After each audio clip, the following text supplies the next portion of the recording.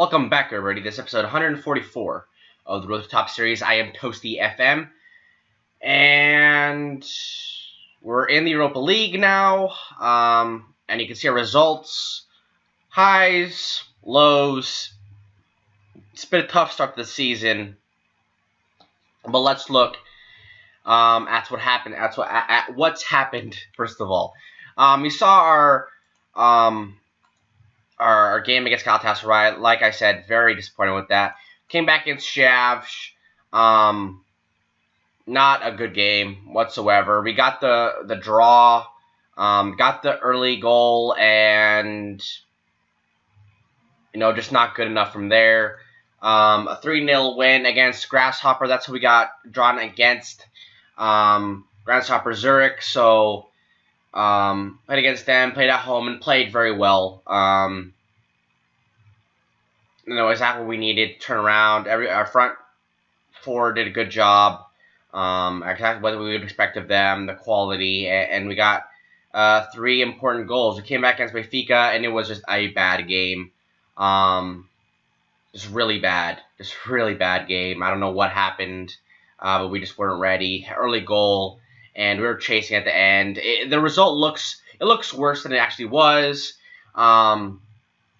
It was 1-0 for 80 minutes. We were chasing the game, and they scored, 2 goals near the end to make it look worse than it was. But still disappointing. Bruno Silva in the midfield. I don't know if he's ready to be a starter for us. He had a lot of mistakes. I think he made about 6 mistakes. I think he was, not great. Becker and Giovanni on the wings just weren't good enough. Marquez got hurt. So that's why we have a game against Zurich today. That's not why we have a game today. We just happen to have one. I don't know why I said it like that. But we have a game against Zurich away from home. We're in a good position right now, but we have to make sure we continue that. We have a game on the week against Flash, so it may be a little bit of rotation. We'll see about that. Now, obviously, you guys want to see the transfers. And I'm pretty excited with what we've done. Now, as far as outs, not much has happened. Alf Fraga went out on loan, as he has been the young left winger, hopefully to continue to get some playing time. Now, the ins are what have been pretty exciting. We have Duchesne. We signed from Bordeaux, a center midfielder. Solid player, can play in a lot of positions across the midfield.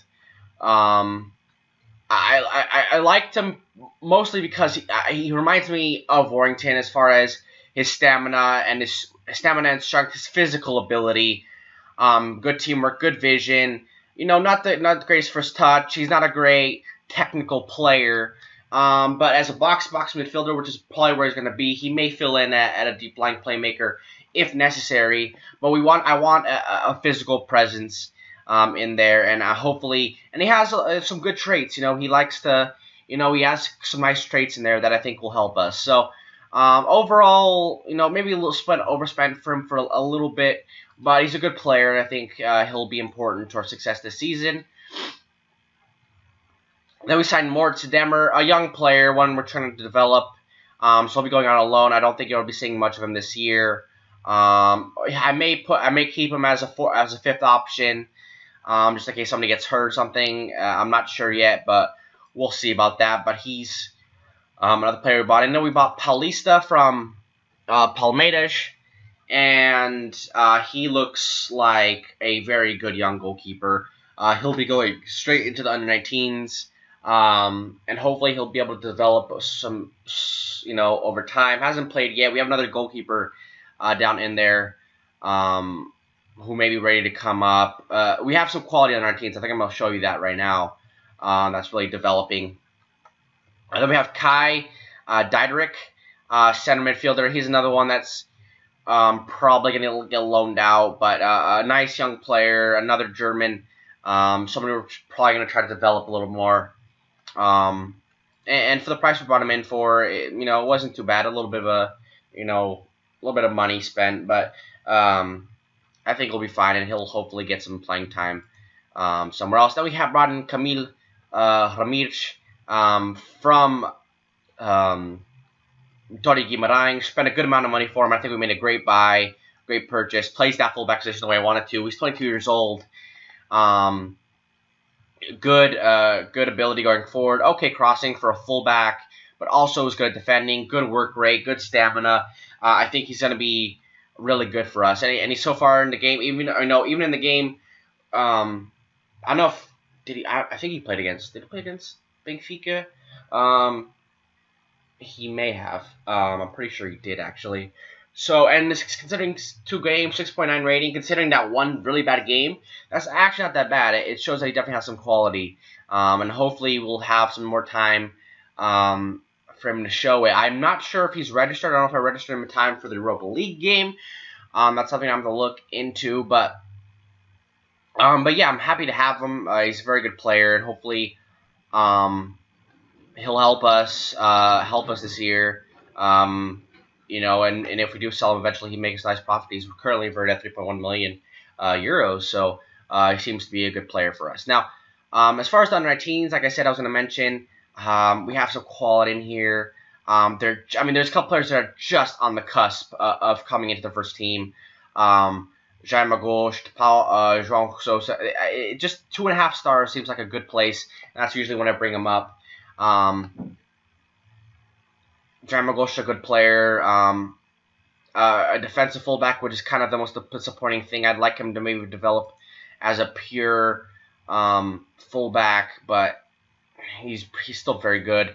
And then we have João Sousa. This guy, he might be the guy. This might be the guy that brings us our first trophy. A major trophy, winning the league, winning the Europa League, Champions League. I think this guy, whenever that happens, this guy's going to be integral because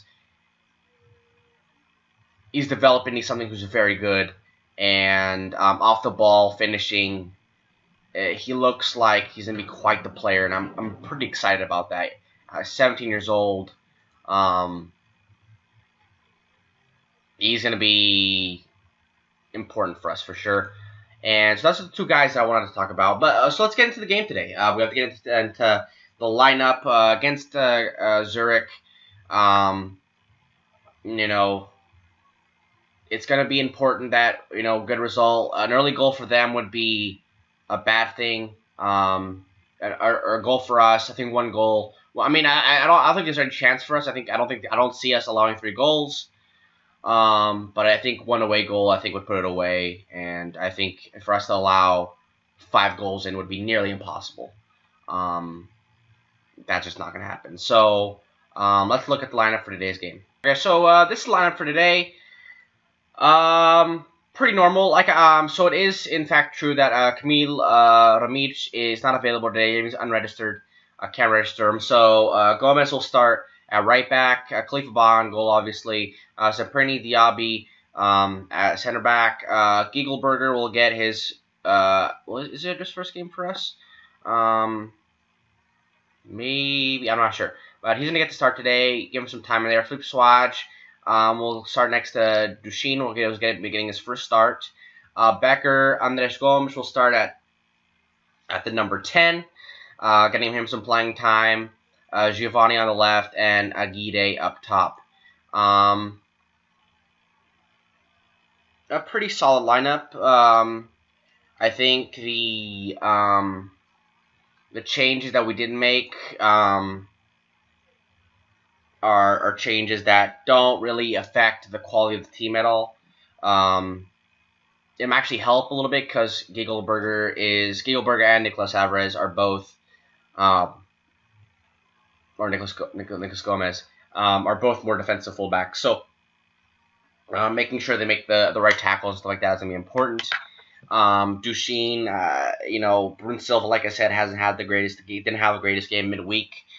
So I'd like to make sure that we have a guy that if he's not playing well there, we have a guy in Duchesne that we can count on. So I want to see how he'll play, getting the start. I think he came off the bench against Benfica, I feel like. So I want to see him, see what he's made of, truly.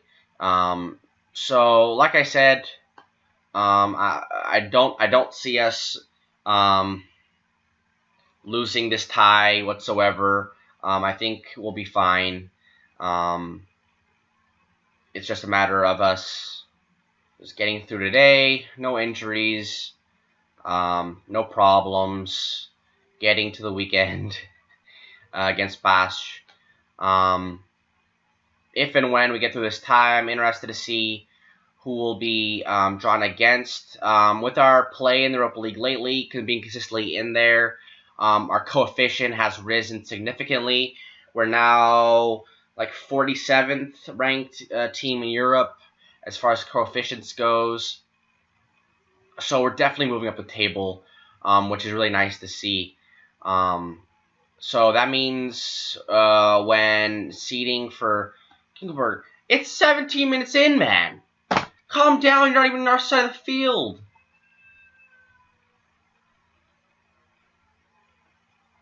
And there goes a red card. That's not a good look. Young player, trying to give him some time to play, and he just shoots his load too early. I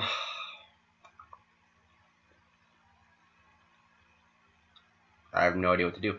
I mean, I really want to give Underscore some time in there. I'm going to take off Giovanni. Because I just want to give Gomes some time in there.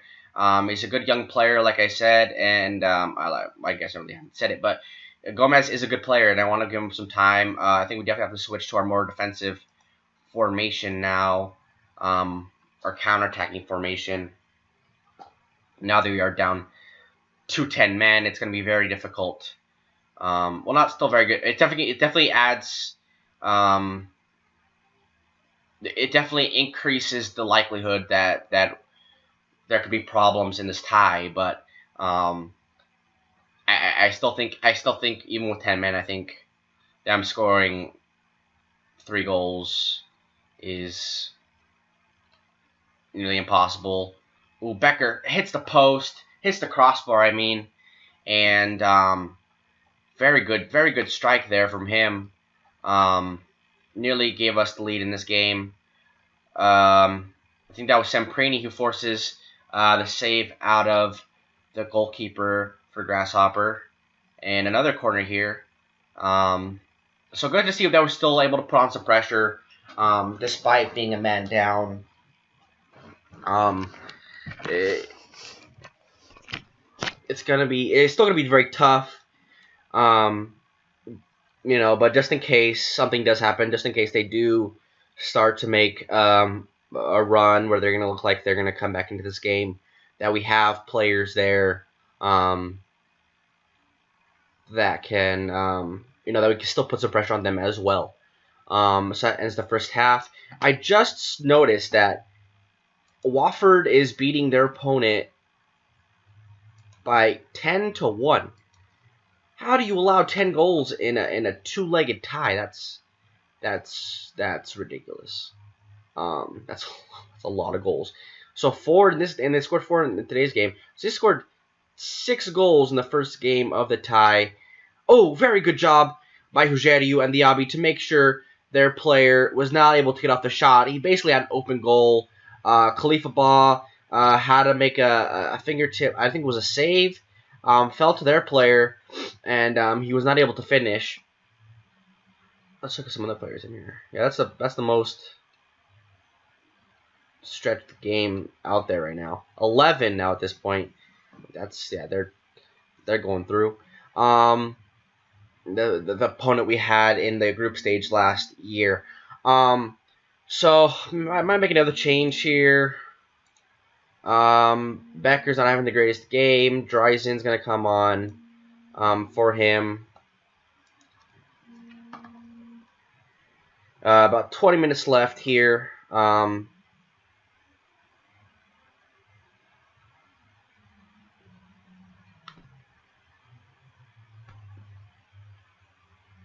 Gomez here with the ball in.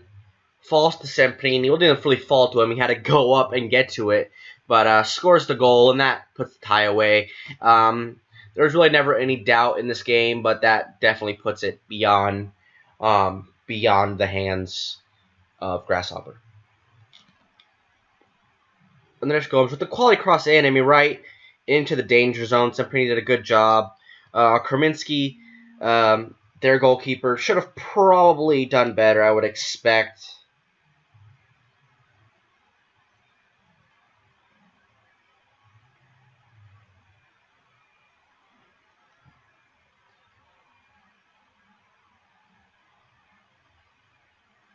There's minutes left here. Might make one more change just to get it done with.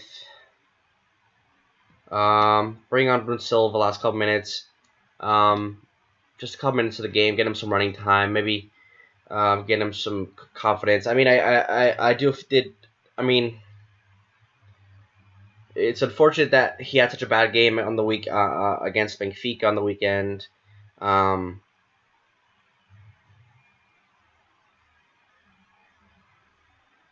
Here, Semprini clears it upfield, and just they're probably just gonna hold it out for a little bit. That's the end of the game. A good result, good tie. I mean, exactly what we needed to do. Not a very exciting game. As you could tell from my voice, a little bit lethargic, but it was exactly what we needed, and I thought we definitely had. That there was no doubt that we were going to go in there. Semprini gets him out of the match. You know, fair. Got the goal. Got the clean sheet. So, and down to 10 men. That was a very good game by the team. And over 2 legs, I thought we deserved it. All right, guys. So here we go with the draw. Some real quality teams in here, as we can see. And the first seeds are Chelsea, Wolfsburg, Ajax, Anderlecht, Liège, Lille, Napoli, Sporting. Well, we're not gonna get Sporting or Braga. It doesn't work that way. Real Sociedad. We're in the second seeds with Marseille, Sevilla, from what I can see so far. Newcastle's in there, Salzburg. Krasnodar, the team we lost against, PSV, Dnipro, Moscow. Okay, Lille. Okay, they get Vitesse, Ajax, Salzburg, Anderlecht, Sevilla, Sociedad, Eindhoven, and Watford. Watford again? Come on, man. We went there last year. They just beat their opponents 12-2 in the Come on. Okay, I guess that'll. Some other quality teams here. Olympiacos will be tough. I feel like. Let Bilbao are in there. Cologne. Victoria Pilsen could have been worse. For sure. Let's look at the 4th seeds. Still some pretty good teams. Rangers, Copenhagen, Montpellier, a few Scottish teams in there.